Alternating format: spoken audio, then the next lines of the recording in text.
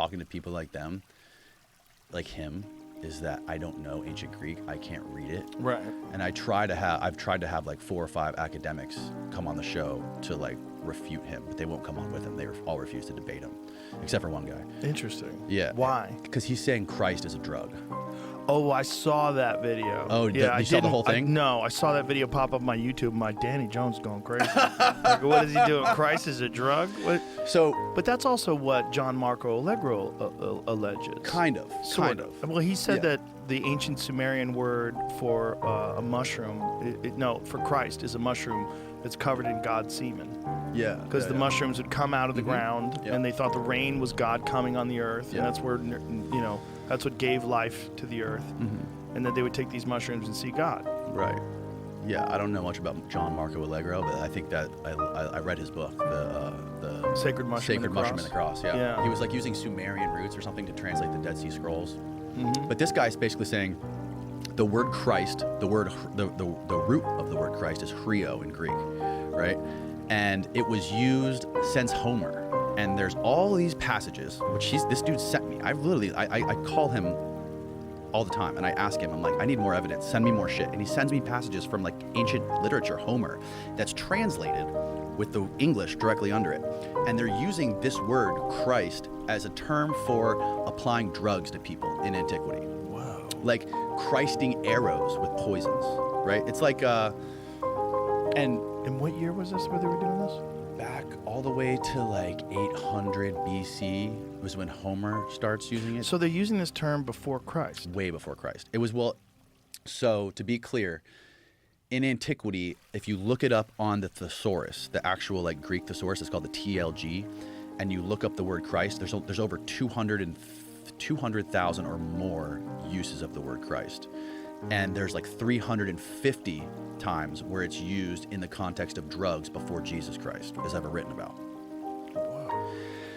And what he's basically claiming is that there's like it's the process of applying something. Like there's different contexts. Like there's a guy who like Christed himself in fucking cow shit.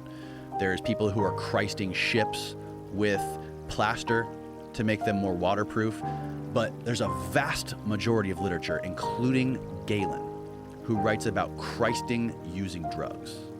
And he's coming up with this controversial theory, which is, super fucking controversial, that Christ was like, if you think of the word Christ, a person can be a Christer, like a Christ. Like think of Bob the Builder. He's a builder.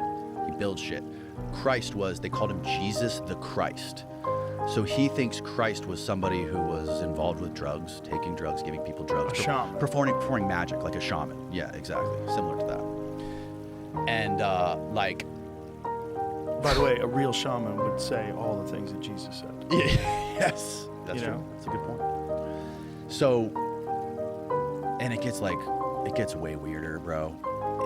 And again, this is all according to him. I don't know if any of this is real. I just find it fucking fascinating. And I wish I could find somebody who really knows the Greek to debate this dude and call him out in his bullshit. But I can't. The only person I found was an exorcist who's done like 10,000 exorcisms on Skype.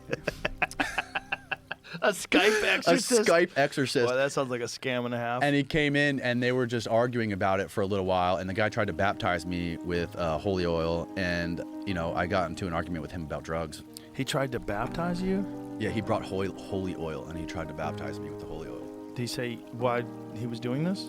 Because he thinks that Satan is inside of me. Of you? Of me, yeah. And which he might be. What evidence did he have that Satan was inside of you? Because I like to consume drugs recreationally. And I was telling him, if Satan is drugs, if I can smoke marijuana and it's prescribed by a doctor, is it still Satan? He goes, no, don't play those games with me. And I'm like, well, how come every time I get really, really fucking bombed, I think about things like spending more time with my kids and things like good things. And he's like, don't try to patronize me. You know what it is. It's the devil. Oh, he's a fool. Oh, yeah. That's a problem. Like, because this guy's a showman. Well, cannabis was used in churches. They used to, the incense where they would go around. That was cannabis. They would use that. Right. And they would get everybody in the church high. And fumigate it. Yeah. They would literally hotbox the church. And this is a part of this whole ritual of giving in to Christ, giving in to God. Right. The idea that it's bad because some people have bad experiences, man, you could apply that to almost anything. Mm-hmm. I think marijuana makes people more compassionate, kinder, more sensitive, but also paranoid. You could freak out. If you're riddled with anxiety and you have a hard time controlling that anxiety in your mind, and you take a high dose of marijuana, you could freak out. Yeah. It's also connected to schizophrenia. Because I think there's people that have a tendency towards schizophrenia anyway, and then a large dose of marijuana tends to give them psychotic breaks. There's like real literature. There's real evidence of that. So this is like important that if you're a person who thinks that marijuana is overall net positive, which I do, it's important to talk about the negatives, just like everything else. Yeah, like totally. Alcohol, food, everything. There's a lot of different things that if you drink too much water, you'll fucking die, okay? Right. There's a lot of things that aren't good for you under certain circumstances, but the only way we know how to do it and how not to do it is to do studies. Yeah. And when it's illegal and you're terrified, you can go to jail, or if you're an academic and you want to study this as your main thing, you just get dismissed. It could be career suicide. Right. So these people are foolish. Yeah, and that's the problem. Like this was the only dude I could get to agree to come sit with him, because this guy had a YouTube channel, he wanted to promote himself and all this stuff. But like a lot of the academics, I talked to a lot of Harvard philologists to try to come debate this guy. And like the philologists, like there's a difference between a linguist, which I think Marco Legger was, and a philologist, where the linguists look at the actual the complexities of the text itself and the language. But the philologists, what they do is they're looking for context. So like what they do is they take words and they try to figure out what these specific words meant in certain time periods. So they take a word, take their time machine back, let's take it back to 200 BC, 100 BC, whatever it is. And they say, okay, let's just use the example of the word Rio, Christ. Let's look at all of the corpus of all the fucking literature that existed in the Library of Alexandria. There was ancient comedy, ancient plays. What did you say there? The word free, what did you say? Chrio. Chrio? Yeah, that's Chrio. It's spelled X-R-I-O, but it's pronounced like Chrio. And that was the original word for Christ? The original word for Christ is Chrio, yeah. Oh. And I've had people like confirm this with me. And I recently had a fucking scholar on the show, a religious scholar who turned atheist. Weirdly enough, he started out Christian and turned atheist. And he was telling me, he's like, I'd be surprised if the word Chrio was ever used before Christ. And I literally pulled up the source of Euripides talking about using Christing drugs in like, I think it was 200 BC, and the dude was like blown away. So he didn't know that. He didn't know it. And this dude's like a serious academic. So this guy that you had on your podcast, what is his name again? The Christed drug guy? Amin Hillman. Amin Hillman. Yeah. And so he's a legit scholar. He's a legit scholar, PhD. And other legit scholars are unwilling to even entertain this? Yes. I've talked to many of them on the phone, and a lot of them say they don't want to give him, I won't name the people, but one of them said that they just don't want to give him the platform or the credibility of being in the same room. Other people say that it would just take too much time for them to prep for it. And I just think it's bullshit. Like this is the only way to get to the truth, is to hear like a credible person dismantle his argument, right? Right. So like I have it. I just keep falling deeper and deeper into this rabbit hole of all this crazy ancient Greek shit. And like, he's talking about ancient like vaccines that they were using, like similar to what we're talking about with the Theriac. He says that there's text that talks about cutting children, soaking bandages in snake venoms, and wrapping the cut with a snake venom so that the young person would create antibodies because they have more robust immune systems because they're younger. And they would use the kid's bodily fluid as fucking vaccines to snake bites. Yeah. Oh, they were making kids into vaccine factories? They were turning kids into vaccine factories. So that they get snake venom Because protection? everyone was getting bitten by snakes back then. Of course, yeah. And then they would take drugs too. Like I'm sure they would take psychotropic drugs and they would call them death-inducing drugs, where they would have snake venoms. They would like take snake venom drugs that if you don't have an antidote for it, an antichrist for it, that you would die. So you have to take this antidote so you don't die from the fucking drug you just drank, right? These antidotes. And like he connects this all to Jesus in this elaborate way, where there's Mark 14:53, where Jesus is caught in the Garden of Gethsemane with the naked boy, right? And then there's a scene of the young boy running away naked. right? When the Roman SWAT team pulls up on him, and then the little kid runs away. And he goes, "Oh, I'm not a trafficker. I'm not a robber," whatever the word leistes means. It means like pirate, trafficker, robber. And then they take him, and then he's on the cross the next day, and he's like screaming out, like dying of thirst, in between two traffickers. And he's asking, and there's this dude Nonus who writes about this scene specifically in ancient Greek, and he talks about them trying to give him the sponge, and he's denying the sponge, right? So the sponge, Nonus is writing about this, that the sponge is the antidoton to the dipsas, which is the antidote to the North African viper. But he's refusing to take the antidote. He's just dying because he took this death inducer at 4 a.m. in the park, in the Garden of Gethsemane, and now he's just going to let himself die on the cross. So like, yeah, there's that. I don't know what to make of any of it. Make of this stuff. I just, I hear people saying that it's all bullshit, but like, fuck, is it interesting? Well, bizarre that they use the term Christ before Christ. Yeah. Just bizarre. It's been used, yeah, you can look it up. It's used all throughout Homer, Euripides, all these other authors. Like, there's, like, again, getting back to the philology stuff. The philologists, they go back in time and they look at the context of all of the literature, not just the biblical canon, which is like a narrow lane of ancient literature, right? But they're looking at the philosophy, the legal texts, the medical texts, everything, and saying, okay, let's take this word, look where it's used in all of these different texts throughout all kinds of professions, and see what the consensus is of what it meant during that time period. And what he's claiming is that the fucking word Christ meant drugs back then. Whoa. Yeah. Whoa. Pretty bananas. Well, it's so hard to know what all that stuff was about. It's so hard to know why these people wrote these things down. You know, when I had Wes Huff on, Yeah. one of the things he talked about is the book of Isaiah, when you see it in the Dead Sea Scrolls, and then 1,000 years later, it's verbatim. 1,000 years after the Dead Sea Scroll, the version that they find of the book of Isaiah is word for word. Really? Yeah, 1,000 years. Like, what were they trying to document? Like, what were the original stories? Because, like, human beings are not a good source of information, especially back then. It's just too hard to be accountable. Why would you be honest? People make grandiose claims. They exaggerate. We see it today. It's like humans today are the same as humans back then. We're flawed. Right. So we know today that our versions of history are deeply biased. Our versions of world events, our versions of, if the United States government could write the story about the invasion of Iraq without investigative journalists, right? What would be the story? And this is part of the problem. It's like we don't really know what they were trying to say. It was an oral history for who knows how long before they ever wrote down the Old Testament. Yeah. And it got redacted and added to over time. There's like all kinds of weird secret gospels, secret gospel of Mark that they claim that this dude, Morton Smith, came up with, which was similar to Ammon's theories.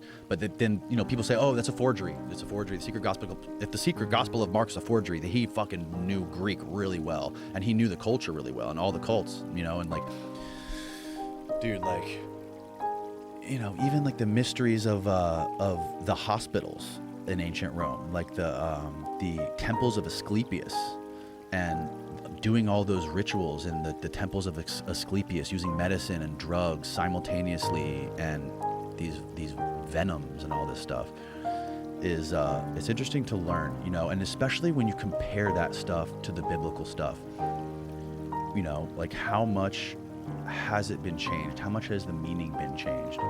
And like, the people, most of the academics who study this stuff are, maybe not most of them, but a large percentage of them, I think, that I've talked to.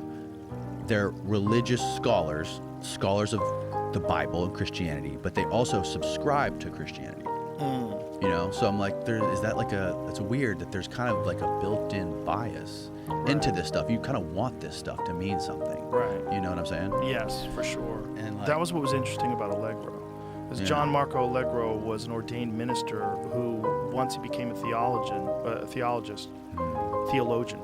once he studied theology, he started to have agnostic thoughts. And so when he was one of the deciphers of the Dead Sea Scrolls, when he was on the committee, he was agnostic at the time. So he had already decided through his study of all these different religions that maybe he wouldn't subscribe to any of them and leave an open mind. So he was the only person on the commission that was deciphering the Dead Sea Scrolls over a period of like 14 years rather. He studied this stuff. He was the only one who was agnostic. And again, his claims are widely dismissed by many people. But I think this dude Amen thinks he's full of shit. Does he? What does he think? He was like came up under like some of the top classical scholars of like modern times. One of those dudes is Carl Ruck. He wrote The Road to Eleusis, and this other guy's John Scarborough, who's dead now.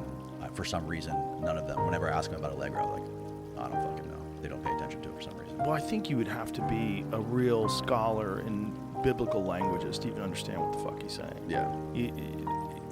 And to be able to translate ancient Sumer. Yeah. Ancient Sumerian, like according to Wes Huff, he's like, I tried. I couldn't even figure out how to do it. Also, how does ancient Sumerian connect to Hebrew? Right. Is there any correlation between ancient Sumerian and ancient Hebrew? Do they share any roots? Are there any bridges that connect those two languages? I have no idea. I don't know either. But you're dealing with if it really goes back that far. So if he's talking about this term from ancient Sumer, where they are calling it a drug, they're saying it's a mushroom. And this is from 5,000 years ago, 6,000 years ago. You're predating the Bible by a long stretch. And how old was that? I mean, if they're right about Turkey, and Turkey was the original civilization, like when is that? Is that 12,000 years ago? What is the real date of Egypt? What is the real date of the original structures of Egypt? Do they know? I mean, we're told it's 2,500 BC for the Great Pyramid, but boy, there's a lot of people that don't agree with that, including geologists. When you get guys like Robert Schoch who say like this water erosion is thousands of years of rainfall. Last time you had a heavy rainfall in the Nile Valley, you're looking at 9,000 years ago. Right. So you have thousands of years of rainfall before 9,000 years ago that's going to create this kind of erosion. And so it's hard to know because everybody wants to be right, and they all have this date that they've been talking about and writing books about and giving lectures about. They never want to revise that. They gatekeep that information until the day. They never want to have an open mind and say perhaps there is evidence, of course, that there was a sophisticated civilization there 2,500 BC, but maybe they were a part of a very old civilization. And this is the Zep Tepi thing that Zawi Hawass was totally ignorant of, and he thought it was just completely bullshit. And this is the King's List that goes back 30,000 years that they talk about, and the way Egyptologists that are conventional thinkers, they think that it's mythology. They think that's myth. But you get to about 2,500 BC, that's all real. Well, how the fuck do you know? Right, they don't. You don't. And also, if there was an advanced civilization 11,800 years ago that was able to create Göbekli Tepe, which we know now to be true, what else have we not found? Right. Was it a breakaway civilization? Did they escape the Earth and go to the moon? Right. Or, like they're trying to do now? Or, was it just that they had achieved a very high level of sophistication in technology that's very different from the path that we took? Right, totally. That's what I think. I think the path that they took involved immense stone structures, cosmology. They probably didn't have internal combustion engines. They probably had a completely different kind of technology that we wouldn't even think of because we went in this internal combustion engine, plastic, microchip, electricity. We went into that direction. Yeah. But you could imagine primitive man evolving to create technology that's far different than the way we went. Yeah. Do you think we might have cracked that somewhere, like in some deep black programs, that we could have that? They wouldn't want to unleash that on society because it could like fuck up the economic system or like collapse the world. I know Jesse Michaels believes that there's gravity technology that they were researching in the 1960s, and that they had achieved some sort of breakthrough propulsion system that is probably a lot of what you see when you see these UAPs and these crafts that move in very strange ways. Yeah. That makes sense to me. And again, the idea that they couldn't keep that secret, shut the fuck up. Of course they could. Right. Of course they could. There's this lady, Catherine Fitz, who's she was the head of the Department of HUD under George Bush, and they brought her in after like the mortgage crisis to like figure out how to like restabilize the economy and what the banks were doing and all this stuff. And she was looking at like missing money, and she found that there was like when she applied her knowledge of mathematics and like what's going on with like the federal budget and where all the money's going, she said the most reasonable explanation. You know, there's like $21 trillion missing from the DoD. Mm-hmm. The day before 9/11, Donald Rumsfeld was like, there's like $2.5 trillion, whatever it was. Now that's ballooned to like $21 trillion, and she thinks